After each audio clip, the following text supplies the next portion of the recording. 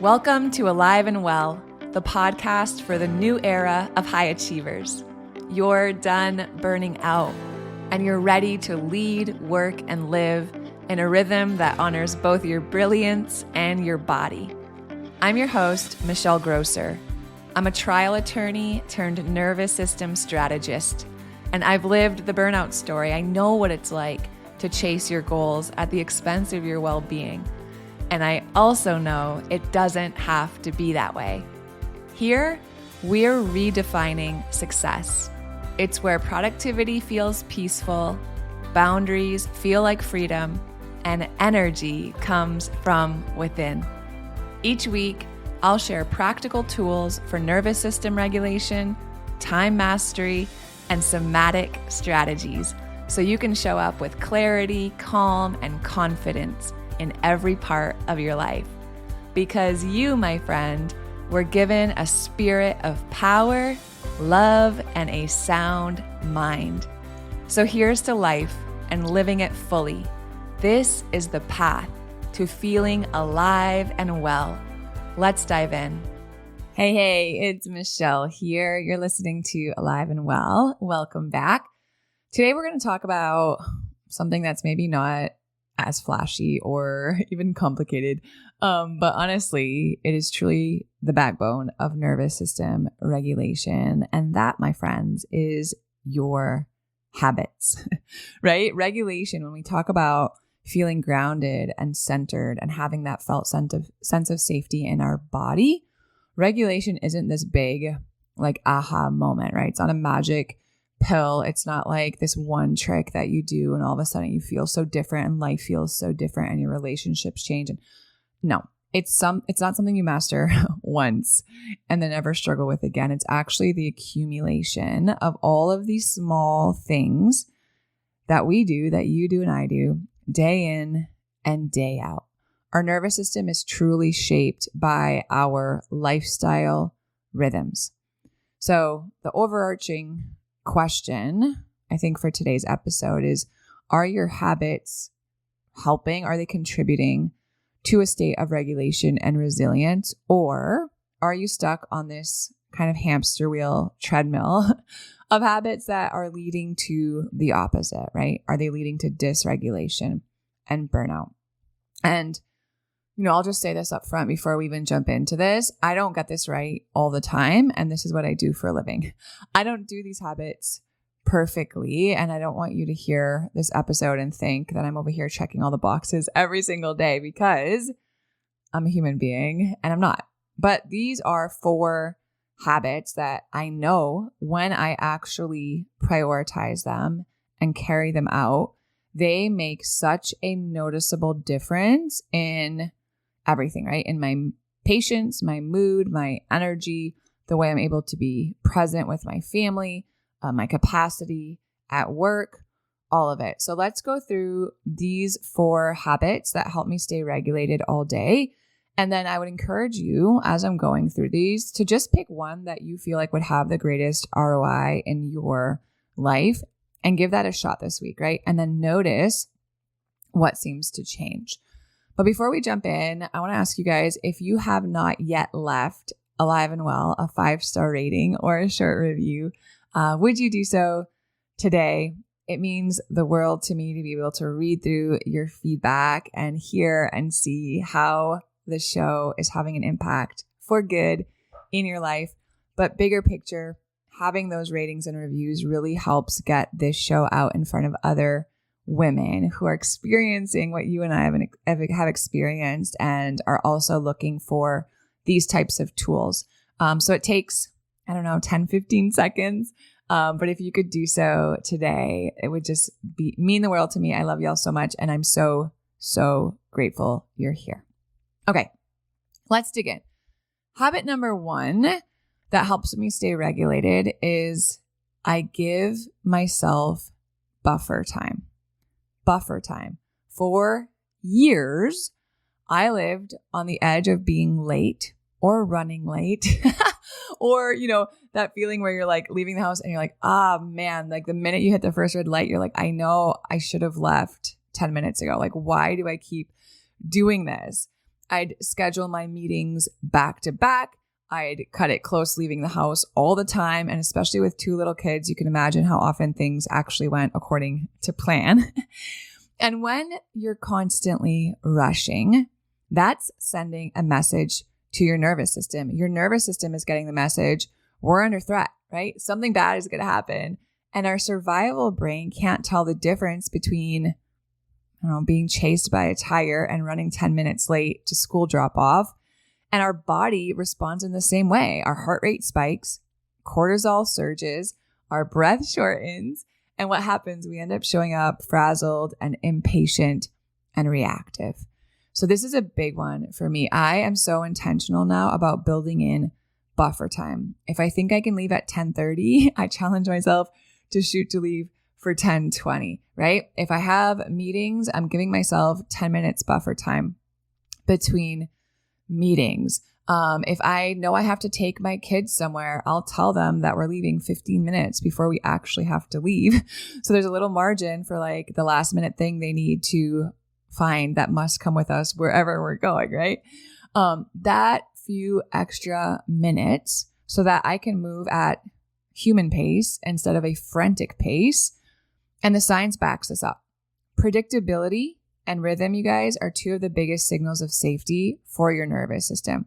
So when you're not rushing around everywhere, you're able to stay in parasympathetic dominance. What does that mean? That means that your nervous system gets to stay in our rest and digest state. That's where we feel calmer and more present and way more patient when we're not rushing around. So if you want to start small, this is probably something all of us could work on improving and putting intention and focus and attention behind. Try just adding 5 minutes of buffer to your calendar next week, right?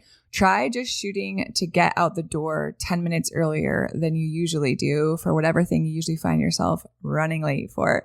For me, it's school pickup. My kids are in this hybrid school right now where they go to school on campus with their teachers and classmates and what have you on Monday, Wednesday.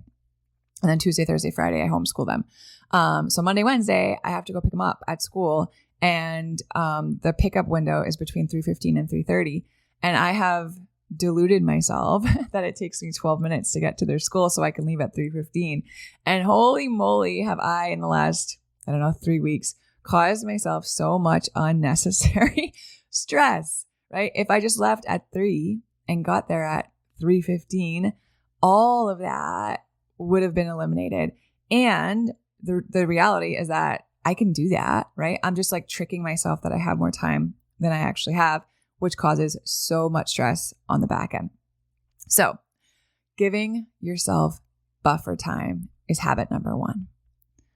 Habit number 2 is, and this is something I've started to do really in the last, 3-4 years. I block out 90 minutes for deep work. This is a non-negotiable for me. So Monday, Wednesday mornings when my kids are at school, I do it on other times on other days.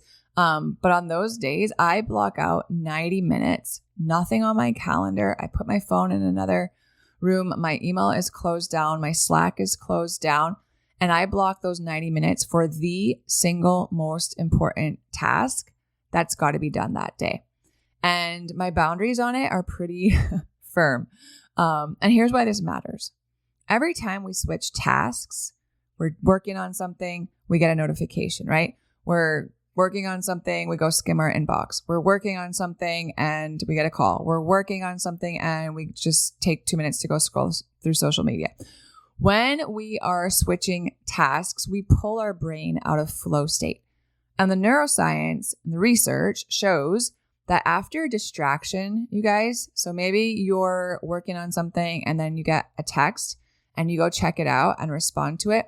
After a distraction like that, on average, it takes 23 full minutes to fully regain focus and be able to get back into that deep work state. And for most of us, because of how life looks, right? And we're so connected to everything, and there's this urgency and there's this idea or expectation that we might be always available. we are constantly shifting tasks.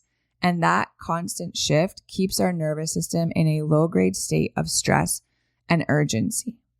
However, when we give our brain uninterrupted time, so for me, it's that 90-minute block of deep work, especially in the morning when your prefrontal cortex is most alert, you're actually strengthening your executive function. You're actually strengthening the part of your brain that's responsible for planning and problem solving and creativity. And it's like lifting weights for your focus.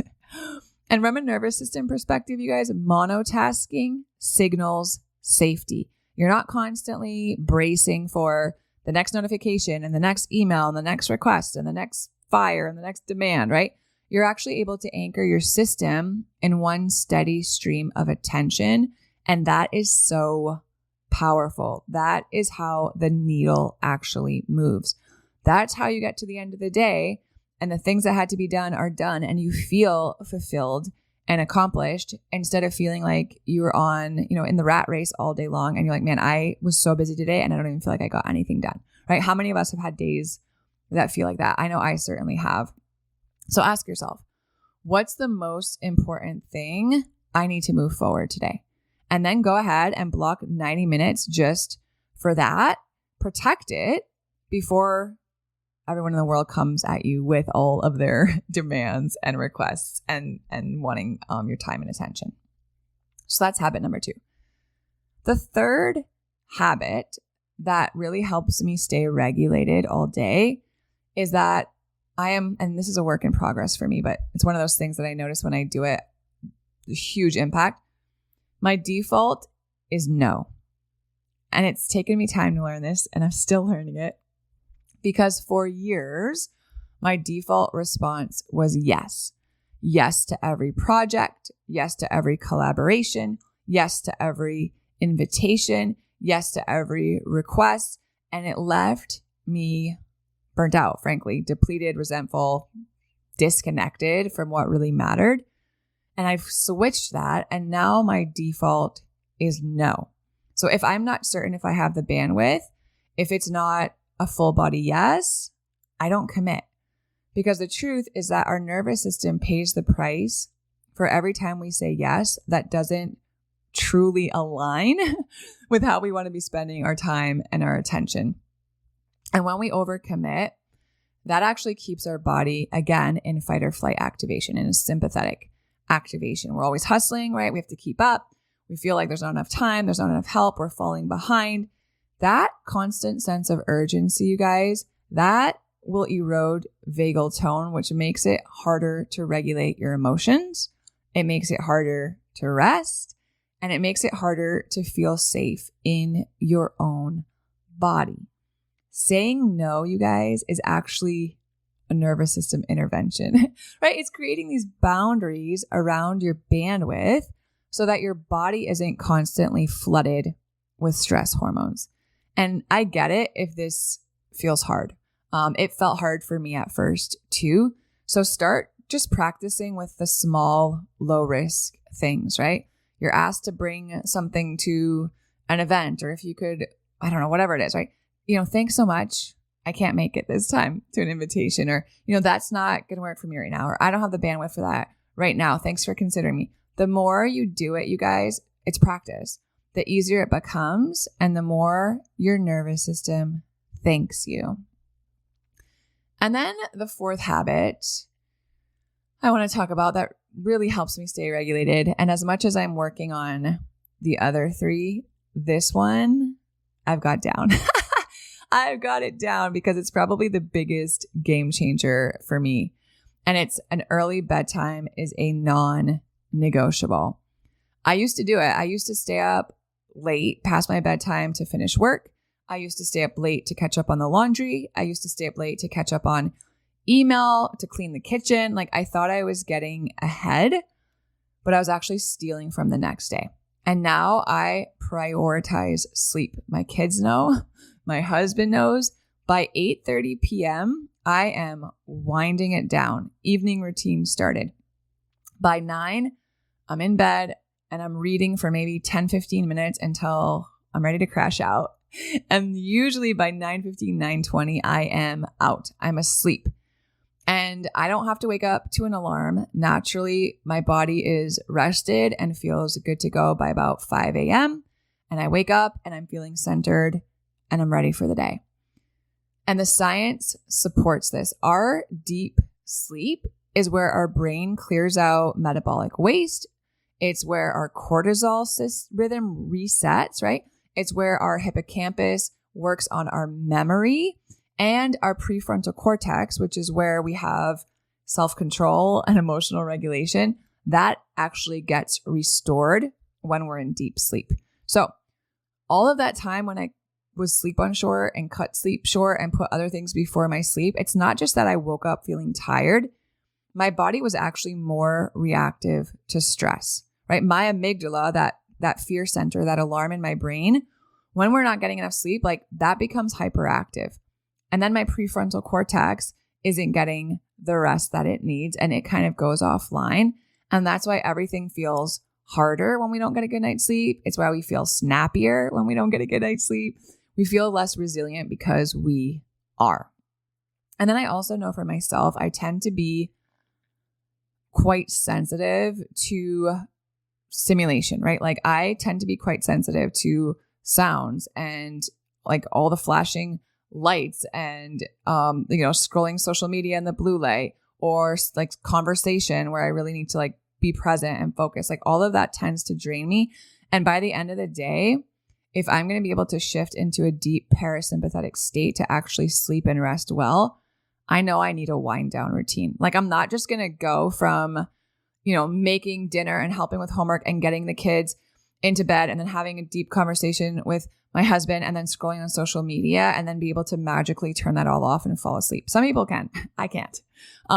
So I need a wind down routine. I need no screens, right? I need no stimulating noise. I need dim lights. I need to gently move my body, stretch, read, pray. All of these things transition my nervous system to a place where it feels like it's safe enough to rest. And then I fall asleep. And guess what? The chores still get done. Guess what? The emails still get answered. I just do them in the morning when my body is rested. And that allows me to show up better in the things that are actually my priorities, right? I get to be a better wife. I get to be a better mom. I get to be a better coach because I've honored my body's need for sleep. Okay, so these are the 4 habits. Buffer time, deep work, my default being no, and an early bedtime. They're not glamorous, but they're so powerful and they're truly the scaffolding, the foundation that keep me regulated all day. So of those 4, which one are you going to focus on this week? Are you going to try to build in buffer time and not leave at the last minute or not go from meeting to meeting without any space in between and feel like you're always running late or behind? Are you going to block off time for deep work and monotask and actually do the things that need to be done without distraction to move the needle forward? Are you going to say no, right? And let no be your default unless there's something you really want to participate in or attend or go to, and then truly commit and say yes from a place that feels aligned and in integrity with where you're at? Or is it going to be the early bedtime and prioritizing sleep, good quality sleep? Remember, you don't have to get any of these perfect every day, right? Even if I hit 3 out of 4, 4 out of 7 days a week, like I feel the difference. So maybe it's just choosing one habit this week where you can start building in regulation, not as a one-off, right? But the idea is that we embody these things as a lifestyle. We just become the women who aren't rushing around everywhere.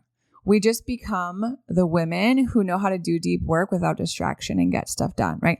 We just become the women who let our yes mean yes and our no mean no. And we just become the women who prioritize sleep and restoration. Because your nervous system isn't really shaped by the big moments, right? It's actually shaped in the everyday rhythms of how you live. All right, that's what I've got for you today. Believing this was helpful. I would love to hear which habit you're going to focus on let me know. You can send me a DM on Instagram at It's Michelle Grosser. You can shoot me an email, hello@michellegrosser.com. I always love hearing from you guys. I love y'all so much. Have a great rest of the day. Be well. If you love Mommy's podcast, leave a review. Thanks for listening to Alive and Well. If today's episode resonated, would you do me a favor? Take 30 seconds and leave a 5-star rating and short review. It really helps to get this show out to other people just like you who could also use the information in this podcast. And if you're ready to take the next step in regulating your nervous system, download my free Nervous System Reset Guide. It's linked right in the show notes.